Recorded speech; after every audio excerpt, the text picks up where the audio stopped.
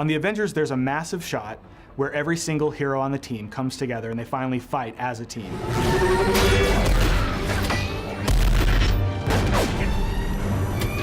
The great thing about the tie-in shot where all the Avengers are working together to battle the aliens is that it used 4 different virtual New York locations that we had to tie in together as Iron Man's flying between them.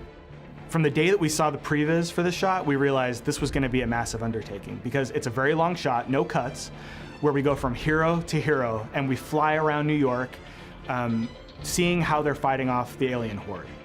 In some cases, we've got an actor on a set, a partial set with blue screen behind them. But a lot of these characters were CG, like Iron Man and the Hulk, and all the aliens they're fighting, of course, and New York was CG behind them. We had 2 location leads that went around Manhattan, in both Midtown and Lower Manhattan, and filmed 1,200 different locations that allowed us to build up our virtual New York.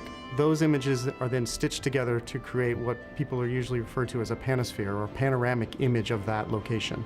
We can fly and go anywhere we want through New York. We can fly Iron Man down the streets. We can have Scarlet flying on the chariot. So we had to sort of choreograph with the director what it was he wanted to see in the shot and the flight path and the action with what spheres we had that could support that action. One of the challenges was Captain America. They had shot an element of Captain America on set, but when we got down to the final shot, we realized this shot is about showing the Avengers coming together and finally working as a team. So we had an opportunity when Iron Man flew in next to Captain America to show not only that they're just fighting around each other, but that they're helping each other and that they're trading off blows to kind of win as a team.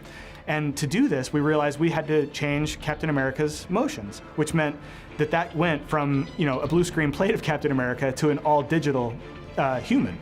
And so luckily we had taken our Captain America digital double to a point where that could be done. So because the shot was so massive, we had to break it into sections so that we could give each section to separate groups of artists and work on them as though they were a single shot.